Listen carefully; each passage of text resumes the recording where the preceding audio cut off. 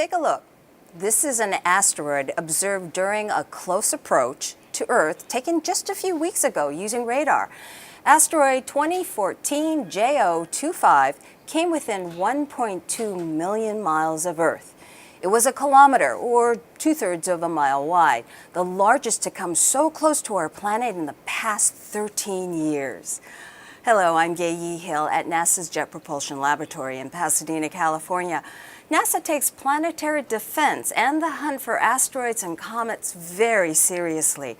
NASA-funded projects account for over 90% of worldwide efforts to find, track, and characterize near-Earth objects that get too close for comfort.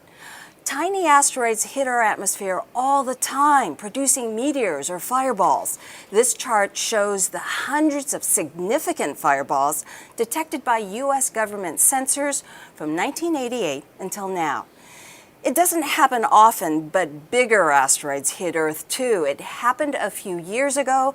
A 20-meter asteroid exploded in the atmosphere above Chelyabinsk, Russia. So it's important to be on the lookout. To start things off, let's give you a simplified explanation of how we hunt for space rocks.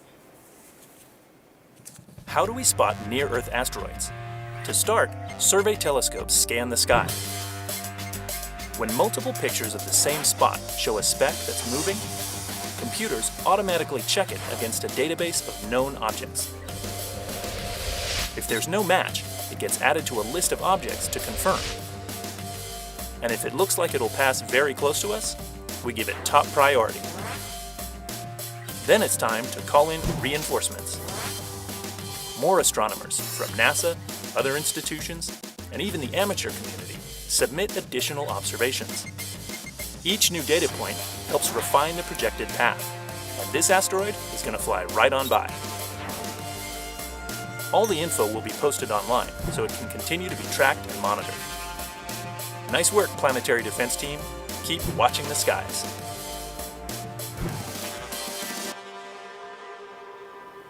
Now, NASA is directed by Congress to find 90% of asteroids 460 feet, that's 140 meters, or greater in size. NASA's Planetary Defense Coordination Office is responsible for finding, tracking, and characterizing potentially hazardous asteroids and comets coming near Earth.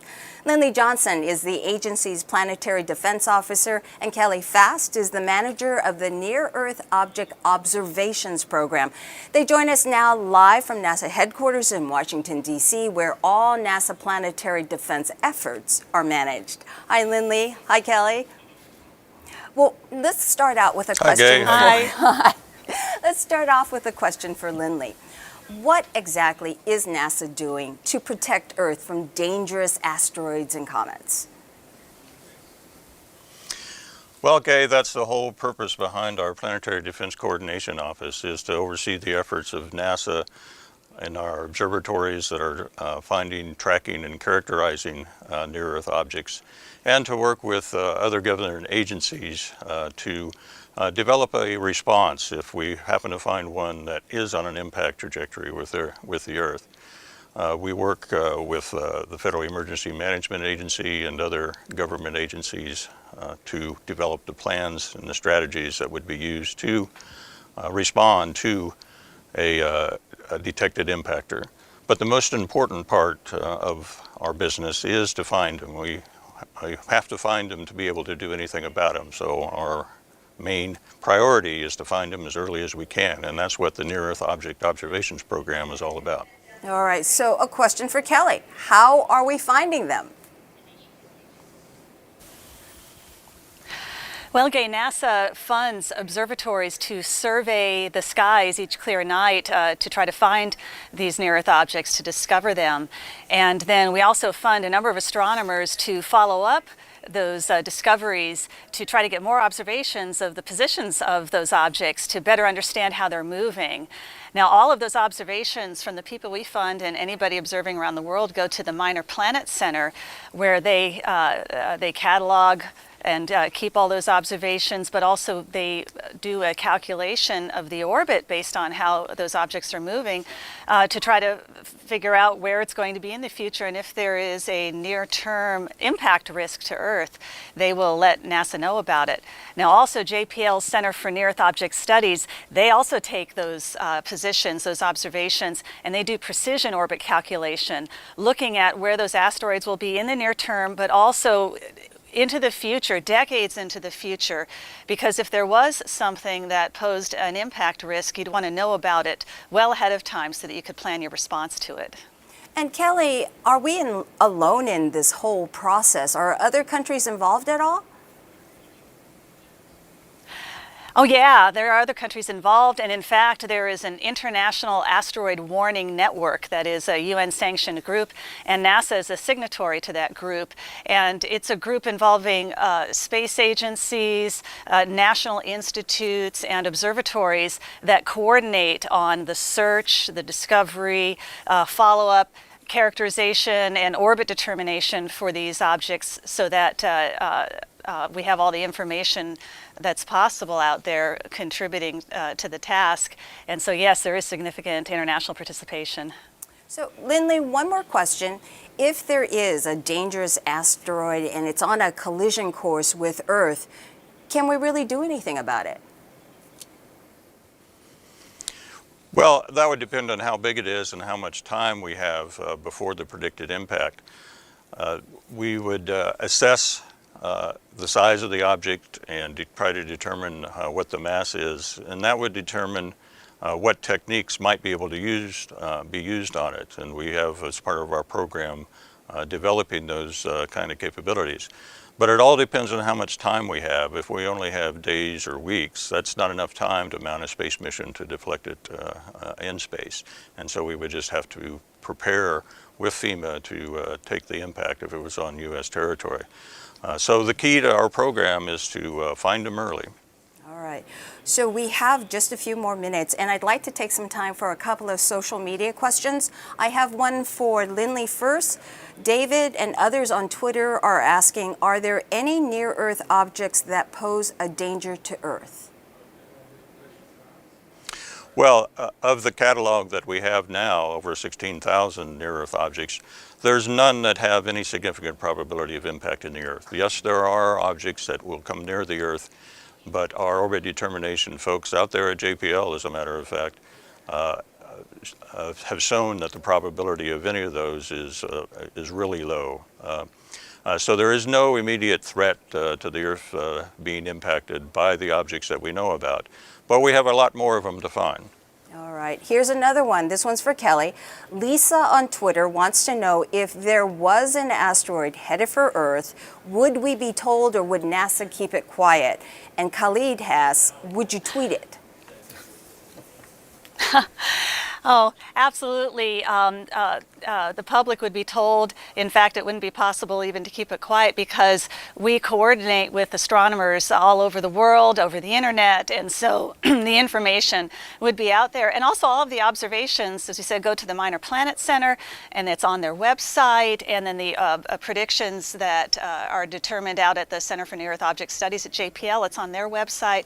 So the information is out there, and we have a communication plan here too at NASA to communicate within our government and with other governments. So absolutely, this would go out to the public, and eventually it would end up on Twitter too. All right. So Lindley, Kelly, thank you so much. We will be checking in with you again later on in the show. And you can find out more about NASA's Planetary Defense Coordination Office by going to nasa.gov/planetary defense.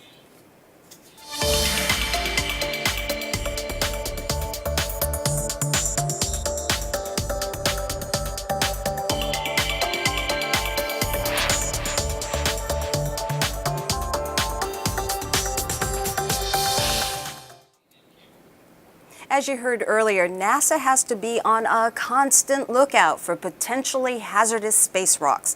The goal is to discover them early enough to be able to do something about them.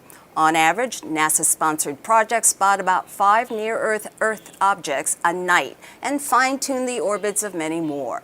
NASA has adapted the NEOWISE Space Telescope to survey the skies, but the real workhorses are unique ground telescopes at the Catalina Sky Survey on Mount Lemmon, Arizona, and the Panoramic Survey Telescope and Rapid Response System. It's called PAN-STARRS, located on Haleakala, Hawaii.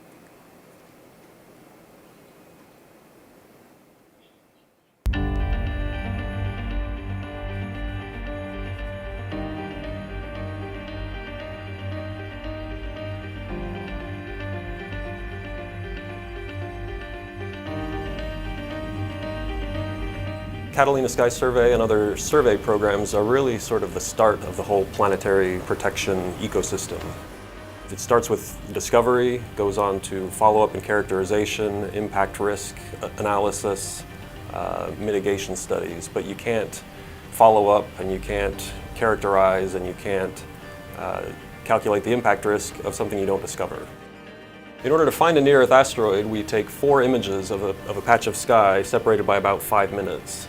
And we take those 4 images and we blink them really fast, and it creates this little animation. So we can see that the stars in the background are static, as they should be. And if there's anything that's moving, it'll pop out. And our software compares those images and identifies things that are not moving, which are stars, and removes those, identifies things that are transient from frame to frame, and tries to link those up.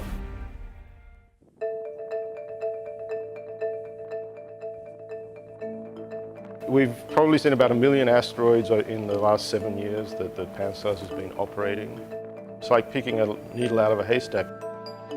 We're looking for distinctive motion, and when we see distinctive motion in asteroids, we report them to the Minor Planet Center. The Minor Planet Center is the sort of world clearinghouse for near-Earth asteroids. The Center for NEO Studies takes the observations from the Minor Planet Center and computes the high-precision orbits that we use to make predictions. CNEOS is also kind of an early warning system for newly discovered asteroids. We take the early data and we compute whether or not that asteroid could hit the Earth.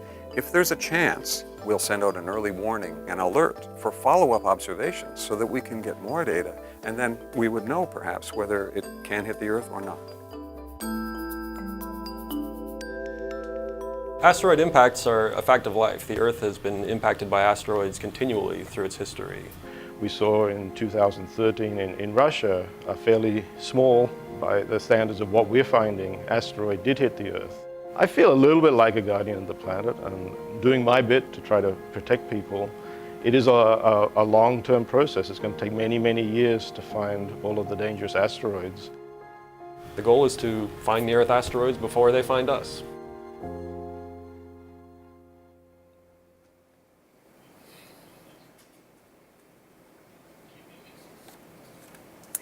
Well, tracking asteroids takes a worldwide effort. Here's a map of NASA-sponsored projects, but there's more to it than this.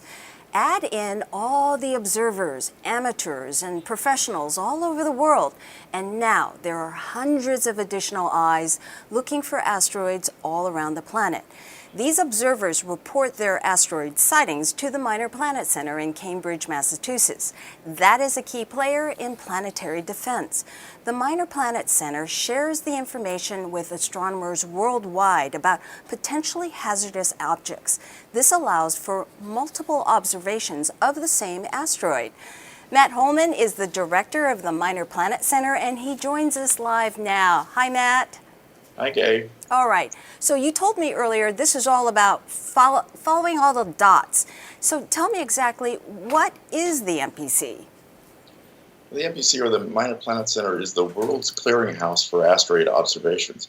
We get observations of asteroids from hundreds, even thousands of different observatories, and we collect all those data together, distribute it to everyone who needs it or anyone who's interested. But we're also busying ourselves trying to determine which of those asteroid observations correspond to something that urgently needs follow-up observations.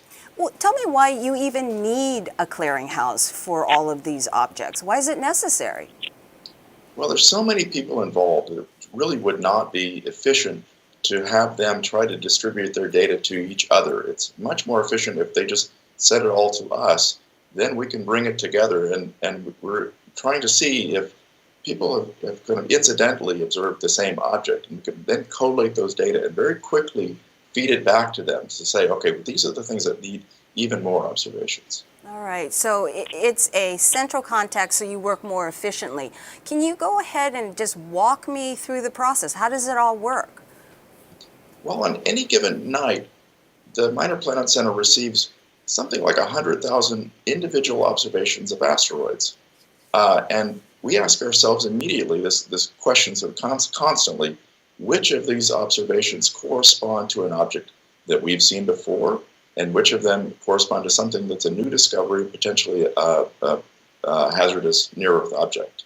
Believe it or not, 90% of the time, we know what those objects are. We've seen them before, and we have very precisely determined orbits. We can take those 90% and set them aside and focus our attention on the remaining 10% to try to determine if those are potentially hazardous near-Earth objects or garden variety main belt asteroids. So how do you tell the difference between the main belt asteroids, which are far, far away, and the ones that are actually kind of close?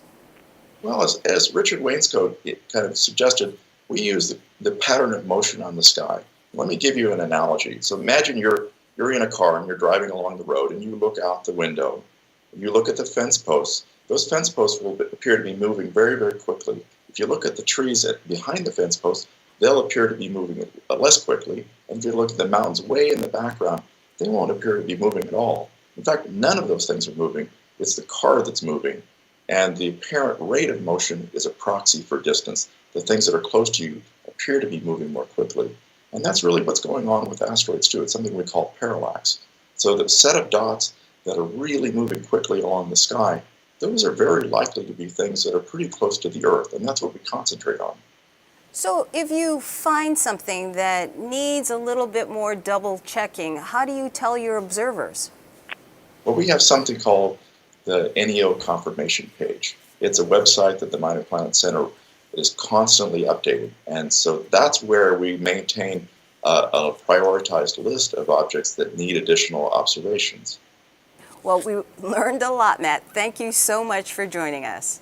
My pleasure. All right. And if you would like to learn more, you can check out the Minor Planet Center. It is the website, that is. It is minorplanetcenter.net.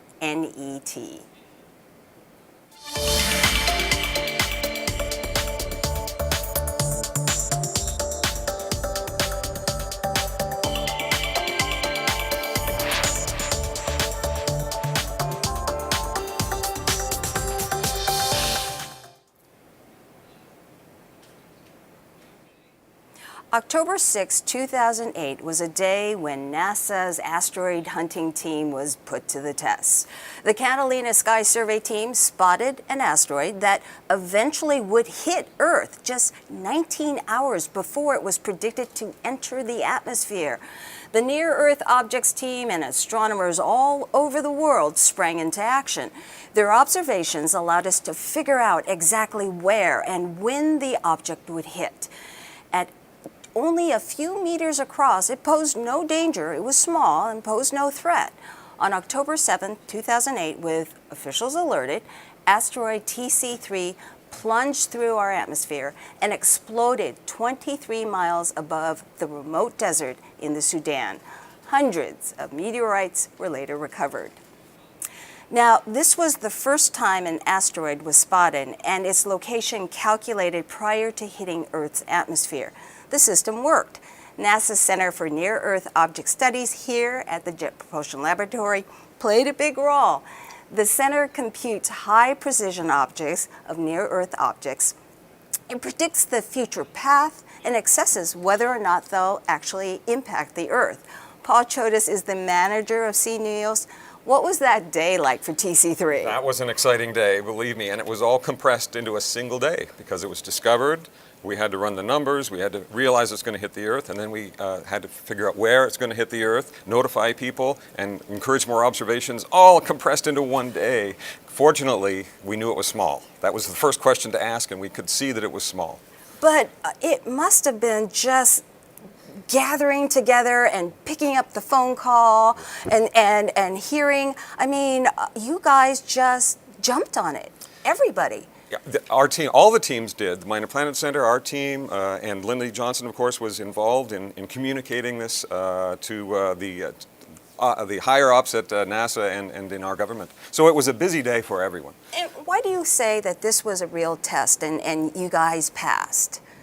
Well, our calculations early on indicated it would hit in the Nubian Desert in Sudan, and so we identified the location early, and as we got more and more observations, we identified even the ground track so well that 2 months later, when some astronomers went out to look for the meteorites, we told them exactly where to find them. There they were, right on the path. Okay, so it is the job of CNEOs, or the center, to figure out the orbit. And I think we should also explain to some people don't realize that, you know, near-Earth objects are orbiting the sun just like Earth is, and what you're figuring out is the orbit of this body and whether or not it'll one day intersect with Earth's orbit.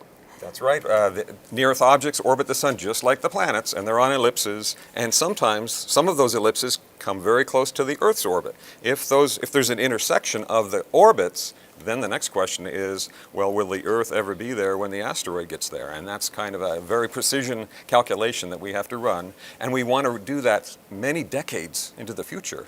Apophis was an early example of that. Back in 2004, the orbit of Apophis looked like there was a chance that Apophis, which is a large asteroid. I remember that. Remember that? It was 1,000 feet across. It looked like in 2029 there was a chance that it could hit the Earth at that intersection point. And we were worried. The impact probability kept getting a little higher and a little higher as we took more and more observations. So let's take Apophis as an example. Very early on, I remember hearing the reports, it looks like there's a 4% chance that it could hit. And then as the time went by, then well, maybe not. And then finally, there was a report saying absolutely not. Was NASA wrong at the start? No, because we add data, we get more and more information. We make our projections. It's kind of like shining a flashlight, actually. And we have an image that we could probably put up. Yeah, yeah. So we would say, here's what it looks like in 2029. We think the asteroid could pass somewhere within the ellipse. And look, the Earth is within the ellipse. We get a probability of maybe it was 2% there. And then a day later, we get a little more data. And the next step, there's another ellipse. And look, it's even more likely to hit the Earth as you get more data, 4% now. But then we found some more observations actually in the archives of the same, of Apophis, and we ran the calculation again, and we get an even more precise prediction, and now look, the Earth is no longer inside the ellipse, so it can't hit. So it's a matter of getting more and more information. How do you get that information to dial in the orbit and get a more exact idea?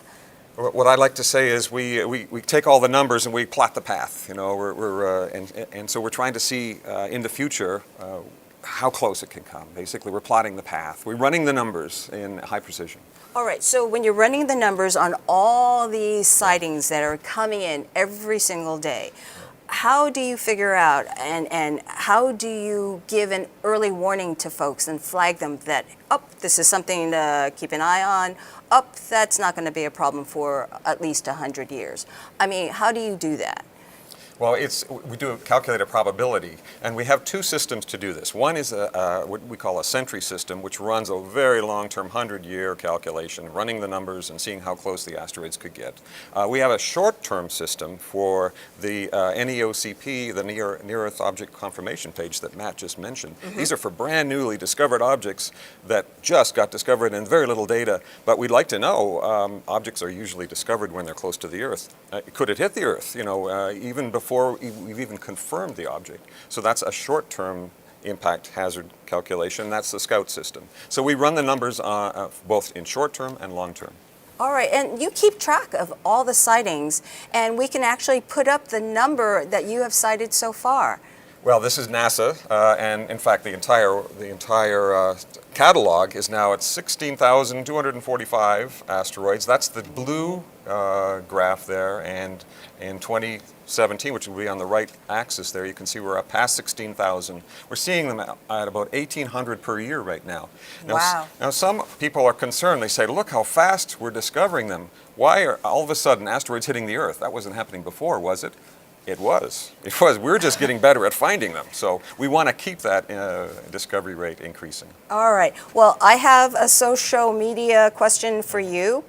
Bob wants to know, how exactly do you know the size of passing asteroids? They're only a point of light in these telescopes. Absolutely. So all we know is how bright they are. So we have to assume a certain reflectivity. We're seeing them by reflected light. So we assume they're kind of as reflective as 14% of the sunshine is being reflected. So we calculate a rough size just based on brightness. All right. Well, thank you so much, Paul. And we have a website for you. If you want more information on CNEOS, go to cneos.jpl.nasa.gov.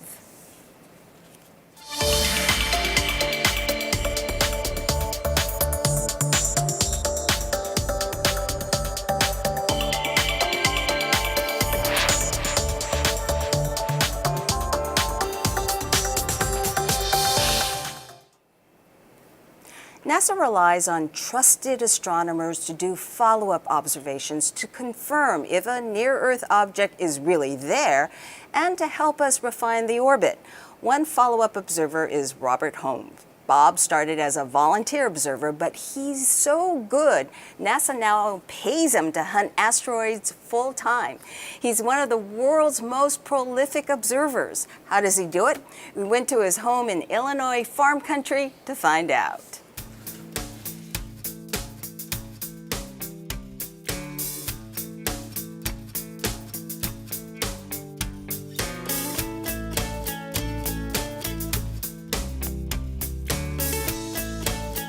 We do follow-up observations with NASA's Near-Earth Object Observations program. All night long, I'm running big telescopes. One's a 24-inch, a 30-inch, and a 32-inch, and then the 50-inch is my biggest telescope. Having 4 telescopes allows me really to do 4 times as much work as the typical observatory that just has 1 telescope. So it is a huge advantage. I work on a nightly basis, and I use these telescopes to look at asteroids. We do follow-up observations for the discoveries that are made by the large sky surveys. By looking at these asteroids and measuring these asteroids, we can determine what their possibilities of actually hitting the Earth in the future are going to be. NASA provides coordinates of specific objects that they need observations on. I'm going to punch in the coordinates here. And I'm doing this remotely from inside a control room, not at the telescope. And so we look these objects up and then use those coordinates to look at a tiny piece of the sky that this object happens to be in. And then we follow those objects and define and refine orbits for those objects and reduce the uncertainty of where it's going to go in the near future. I started off as a volunteer in 2006. It's just blossomed into a full-time opportunity to work for NASA under their grant program, where I'm now doing this every single clear night. Now we're starting the observing run for 2017 KK3. You don't build a telescope that's this big without being passionate about what you do. I'm really driven to be a part of a program that's important and has importance to the future. And we're not talking about next year or the year after. We're talking about asteroids that could potentially hit the Earth 100 years from now. And the work we do today may make a difference 100 years from now.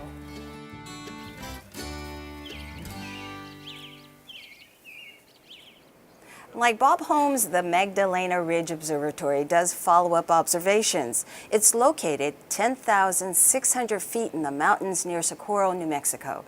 Magdalena also characterizes asteroids, how fast the asteroid is spinning, what kind of shape it has, and what's it made out of.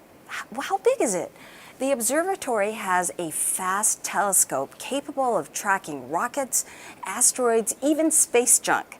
Eileen Ryan is the director of the telescope, and she joins us now via Skype. Hi, Eileen. Hello, Gay. So explain to me this fast telescope. What do you mean by that? I mean, can it whip in a direction and track something really quickly? Is it the f-stop? What are we talking about? Well, actually, we're talking about the telescope motion. It can move 10 times faster than a normal astronomical telescope, and that's pretty fast. So we are at an advantage when we're looking at asteroids that come very close to the Earth, because they can also move very rapidly through the sky. So if we want to demonstrate this, we can watch a movie that we took of an asteroid that came very close to the Earth in November 2015, asteroid 2015 VY105. So the bright central dot in the movie is what our 2.4 meter telescope is locked on and tracking. And as you can see, the streaks that are going by, they're background stars that the asteroid is rapidly speeding by. So pretty fast.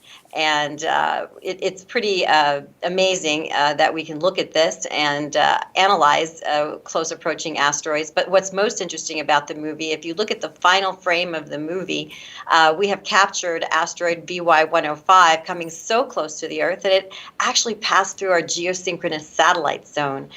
So if you watch the movie for the final frame, you can see an odd angled streak at the bottom of the frame, and that's not a star streaking by, it's actually one of NASA's communications satellites. So the asteroid passed very close by this satellite as well as several others, but luckily it didn't hit. That was very close. But as you mentioned, you know, we're looking at it, same as you, they're just little points of light. How are you able to get any characteristic information on something so small? Well, it's actually pretty fun and amazing to realize how much we can learn from a point of light. One of the things that we study and we specialize in at MRO is looking at asteroid rotation rate. So asteroids spin on their axis as they're moving in their orbit around the sun. And so here I have a model asteroid, and you may have noticed it's not very round.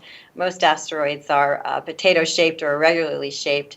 But if we use this model to examine how could we find from a point of light or light variation a spin rate? Well, asteroids shine by reflected sunlight. So here as I rotate this model asteroid, you can see the surface area is changing. So we might have a little bit of light reflected back to the instruments on our telescope when the asteroid is in this position, and then we get a lot of light, a little bit of light, a lot of light, and a little bit.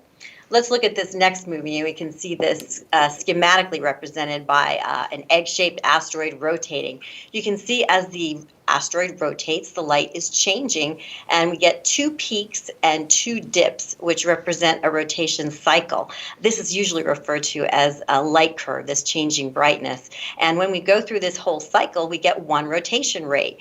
So we can have asteroids spinning as short a time as tens of seconds to many, many hours. But we can look at this and analyze the asteroid to understand potentially its strength, whether it's a rubble pile or an intact object. And we look at the peaks and dips to see if we can also infer the actual shape of the asteroid. I remember once when we were first talking that you see these flybys as a mission coming to you, that, you know, we work so hard to send spacecraft far, far away to explore comets and asteroids and planets, but here is this wonderful moment where they come to you and you are saying that you're hitting it with everything you've got. And so you have many instruments. What else do you find as this thing is just swinging by you? What more information can you gather? Well, we can also do, in addition to spin rates, we want to get at everything, as you said, while we have it in our sights. So we can look at an asteroid and also determine its composition. One advantage we have at MRO is that we can mount multiple instruments at the same time on our telescope. So we can easily switch from a light-changing instrument to something called a spectrometer, which will separate the light into different wavelengths. And we can then analyze and get a fingerprint of the particular composition of an asteroid. So asteroids can be metal, rock, or combinations of the two. And as Paul Chodas mentioned earlier in the broadcast, when we know overall reflectivity based on the composition, we can get an estimate of size, which is very important.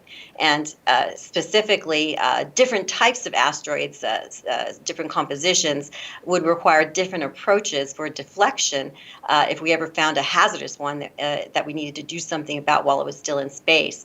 So a very vital information characterization and an important practical role it can play. So getting as much information as you can so you know what you're dealing with. Absolutely. All right. Well, I understand you told me that there is a little side story that you have a mirror that you use. It's got a little bit of a legacy, a little bit of heritage there. Actually, it's pretty exciting. Our telescope mirror is actually one of 2 spares left over from the Hubble Space Telescope program. So we have the only working spare incorporated into our telescope. The other spare went to the Smithsonian Museum in Washington, D.C. after it wasn't needed for Hubble. So we feel very honored to have such a mirror, and it performs absolutely beautifully. And so New Mexico Tech University, which runs the Magdalena Ridge Observatory, actually got it for free. Wow, great story. I have a social media question for you, Eileen. Here it is. Many out there on social media want to know when there are close approaches by passing asteroids. Can you see them with your naked eye? Sometimes you can. It depends on how bright they are. Most of the time, though, we need even just a small backyard telescope. Naturally, if you went outside and you looked in the night sky, you might see things of a visual magnitude of 5 or 6. Even asteroids that come very close to the Earth, we might have them being as bright as 10 or 12 on our brightness scale. So you can see them through sometimes your backyard telescope. Sometimes they're very faint still, and we need big telescopes like our 2.4-meter telescope to actually study them. All right, Eileen, always a pleasure to talk to you. Thank you so much for helping us out today. Thanks, Gay. All right.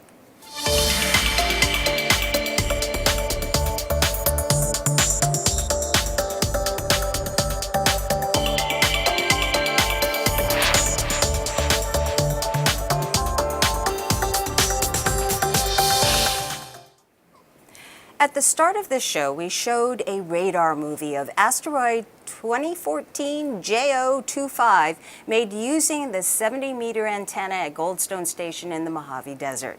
The antenna is part of NASA's Deep Space Network, which communicates with our spacecraft across the solar system from this room, in fact. But that communications dish is actually a terrific scientific instrument as well. Using it for radar gives us a chance to see asteroids in great detail. Let me introduce you now to radar scientist Marina Brozovic here at NASA's Jet Propulsion Laboratory. Hi, Marina. Hi. Okay, explain to us how radar works in the first place. Well, our planetary radars are very much like the airport radars that track airplanes in the sky. But airport radars, they track airplanes that are within 60-mile radius, and our planetary radars reach much further. So we are tracking near-Earth objects that are hundreds of thousands and sometimes more than millions of miles away from Earth.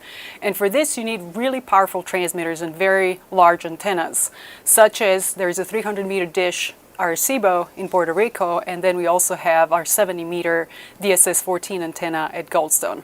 And so let me show you, there's like a brief animation of how radar really works. So it transmits radio waves, and these radio waves, they bounce off the asteroid, and the echo that comes back carries a lot of information about that asteroid.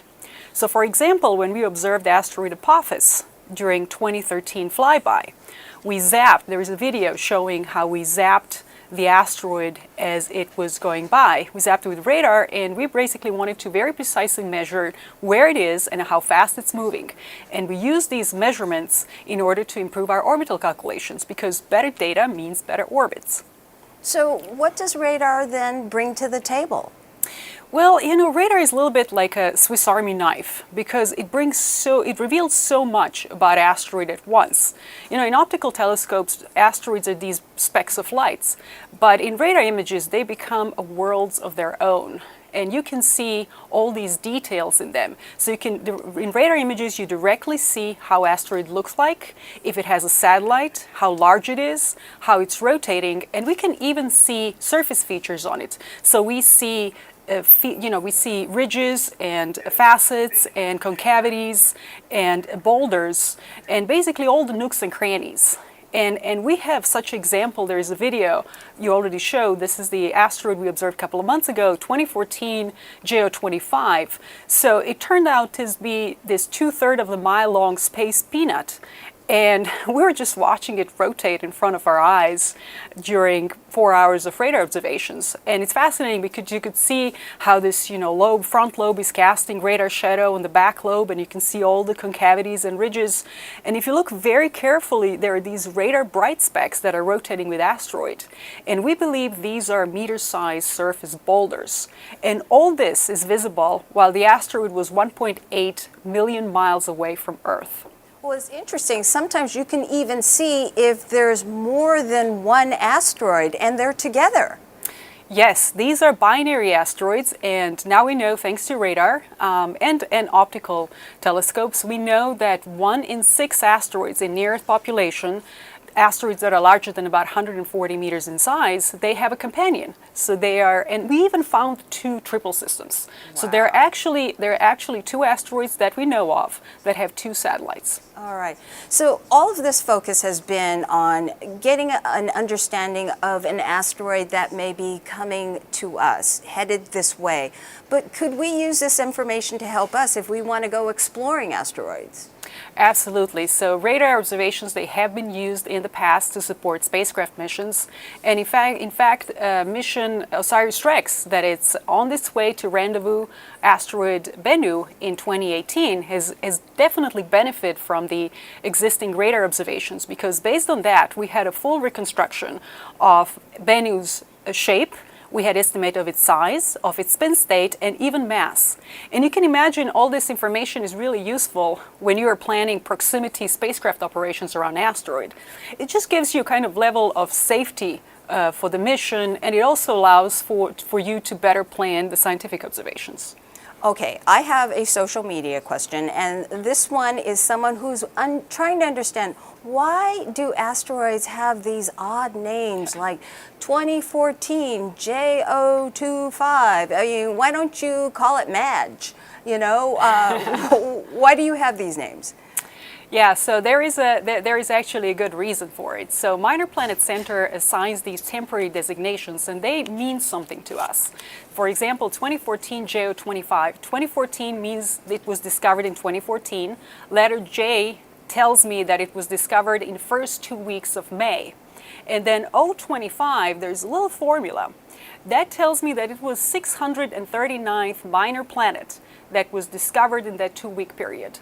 So there is a method to the madness. All right, so when people see that 2014 2025, they understand. Yes, there is actually meaning. Thanks, Marina. Absolutely, thank you.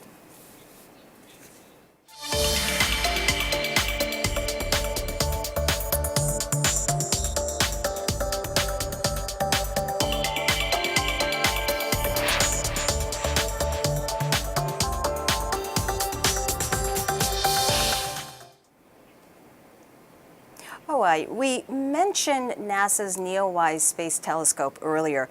NEOWISE is a space telescope. Now, it was originally designed to image the sky in the infrared spectrum. That is the spectrum that detects heat. Now, originally, this was the WISE telescope, and it was sent to survey the skies. Then it completed its job and it was mothballed, and then it was realized that maybe it was very good at detecting asteroids. So then it was taken out of mothballs and became the NEOWISE mission, in which it allowed us to actually search for asteroids. It's focused now to characterizing and finding near-Earth asteroids. It turns out that infrared is just a great tool for hunting space rocks, especially the dark ones that are difficult for the ground telescopes to spot. Amy Meinzer is the principal investigator for NEOWISE. Amy, can you explain to me why this is such a great tool? Why is infrared so great? Thanks, Gay. Well, one of the great things about using different wavelengths of light to study these objects is that we learn something different and unique from each new way that we look at it. We just heard about how radar provides a whole array of useful information about asteroids. Infrared light is different from both visible light and radar in terms of what it returns to us. With visible light, we're seeing light bouncing off the surface of the asteroid and coming into our telescopes. So we're very sensitive to the properties of the surface. If the surface is really dark, it's harder to see with visible wavelengths. Whereas, so Amy, we actually have an infrared camera in the room with you, and so what is it doing? It's just detecting the heat? Yeah, that's right. So what you're seeing is the heat that's coming off of me. You can see that my nose is cold, my fingers are a little cold, but this is the kind of imaging that we use with the asteroids, and we look for them using their heat signatures. So this lets us see them regardless of whether they're kind of light in color on their surfaces or darker in color on their surfaces. And how is that helpful in terms of being able to spot the asteroids? Well, there definitely are asteroids out there in the population that we know that are made of carbonaceous materials as opposed to lighter colored stony materials. These really dark colored objects are harder to spot with visible light, but if we look for them with their heat signatures using infrared telescopes like NEOWISE, they pop out. All right. So tell me more about NEOWISE. I tried to relay this story about that it wasn't originally sent out there to look for asteroids. That's right. The original mission is the Wide Field Infrared Survey Explorer mission. The principal investigator is Dr. Ned Wright of UCLA. And the mission was originally designed to survey the whole sky in infrared light. To search for very bright galaxies and very cool stars. It did that beautifully. It finished its prime mission successfully. But in the process, we found that it was actually quite effective at spotting asteroids, particularly these very dark objects. So when the mission was completed in 2011, we thought that was the end of the story. But we were lucky. We were able to bring it back to life. Absolutely not. We have a graphic that I can pull up, and it shows all the discoveries that NEOWISE has made. How many discoveries has NEOWISE made? Right. So yeah, the graphic shows you the asteroids that we've detected since the restart of the mission in 2013. So if we include the prime mission as well as the restart years, we have a total of around 34,000 new discoveries. 34,000. All right, so we obviously have shown that this technology works. So what do we see ahead as future technology? Kind of maximizing on what we've learned. Right. Well, one of the great things about having gotten to use this spacecraft for a new purpose, which is to search for asteroids and comets, is that we've learned a great deal about how to do this work using a space-based telescope, an infrared telescope, for discovery in large numbers. Now, the thing is, NEOWISE was never originally designed for this purpose, and all good things are going to come to an end. Eventually, the mission is going to end. It was not designed to last this long. And it really wasn't designed from the get-go for searching for asteroids. However, we've been looking at new ways to search for asteroids using a space telescope that is designed for this purpose. And we call that the Near-Earth Object Camera, or NEOCAM. All right. And there is a picture of it. Right, yeah. So it's basically designed to go out and spend all of its time searching for asteroids and comets that could potentially get close to the Earth. And the main difference from NEOWISE is that it's going to have a longer lifetime. It can search a much wider area of the sky. And it has modern next-generation detectors. So basically, these are the camera chips that are capable of sensing the asteroids at the wavelengths where they're really bright, which is infrared. Perfect.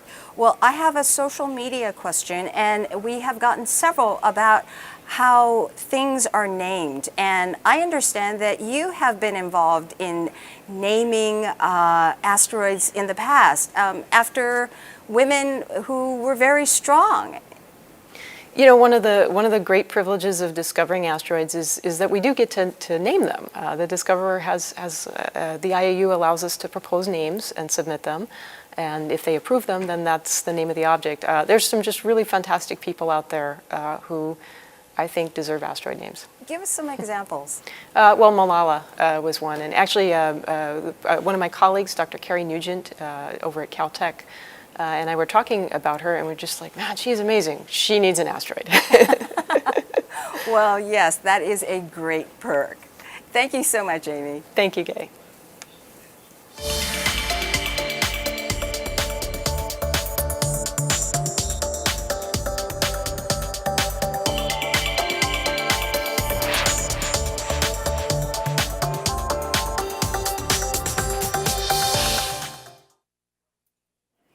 Okay, so what if we identify an object that actually is headed our way? NASA has to deal with that too. Let's check in again with NASA's Planetary Defense Officer Lindley Johnson and Kelly Fass, manager of the Near-Earth Object Observation Program. So, Lindley and Kelly, we have plenty of time right now, and let's look at this step of the whole phase that you have to deal with. I mean, first of all, Kelly, say an asteroid is headed for Earth. Would we tell the public about it? People seem to really be concerned about that. Yes, Gay, we would tell the public because, first of all, the data are public. The observations go to the Minor Planet Center. The orbit determination shows up on the websites there and on the Center for Near-Earth Object Studies. So the information would be out there to begin with. But first of all, we'd want to do a confirmation at NASA. We'd want to work with our partners in the International Asteroid Warning Network to look at orbit determination and to look at the risk of impact and the effects of the impact, and to make sure that everybody's on the same page, are getting consistent answers, to have that verification so that the most accurate information is going out there. And then also at NASA, there is a notification procedure in place where there would be a notification that would go up through the NASA administrator to the White House and on to other U.S. agencies, on to Congress, and also ultimately to other countries. And so, yes, it would become very public very quickly. And so we would just want to make sure that happens in the right and accurate way.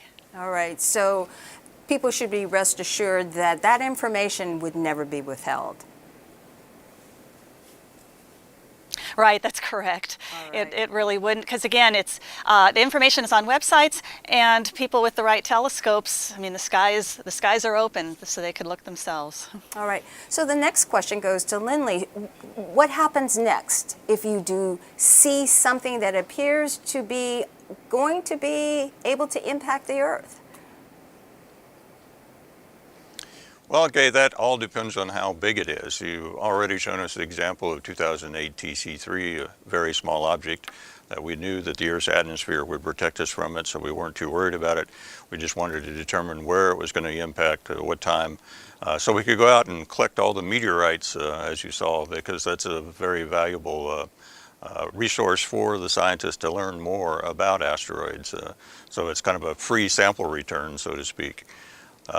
But if it's a larger object, say a few tens of meters in size, that's where we have to get the other federal agencies involved and their counterparts around the world to, first of all, determine where on the Earth it's going to impact so that we can alert them.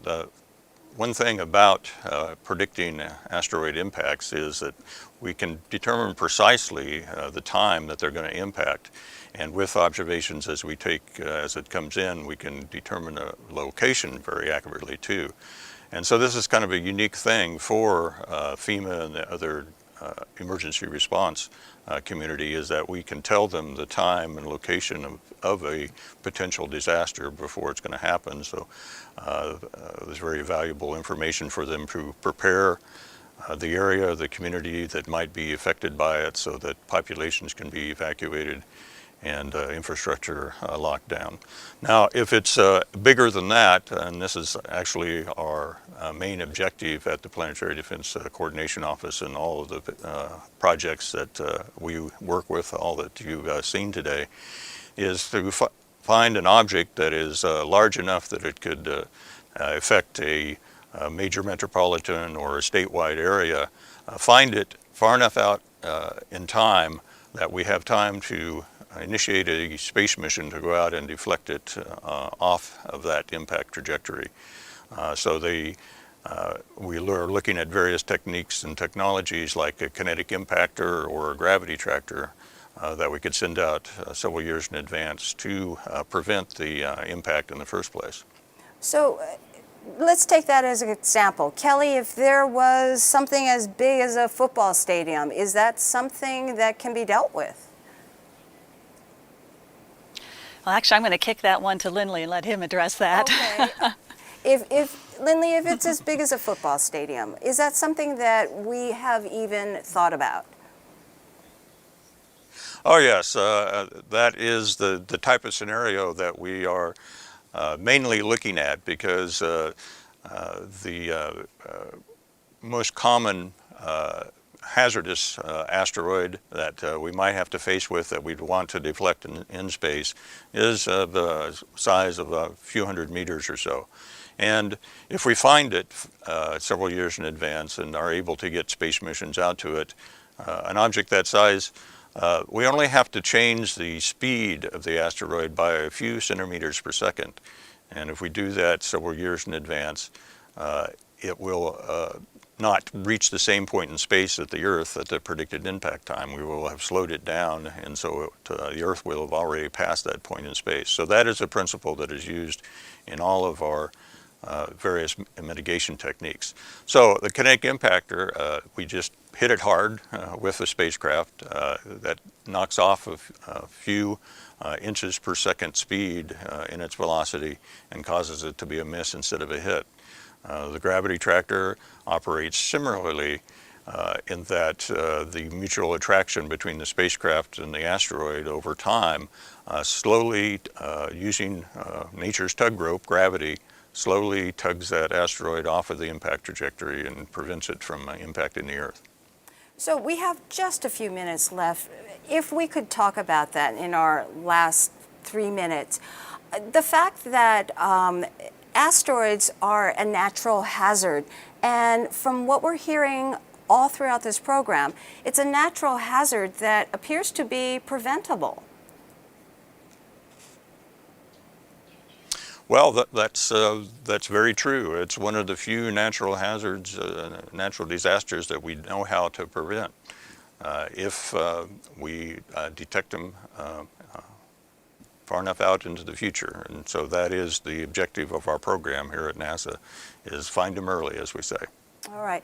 So one more question for Kelly. If there were some key messages that you would want out there to tell the public, what would those key messages be regarding asteroids?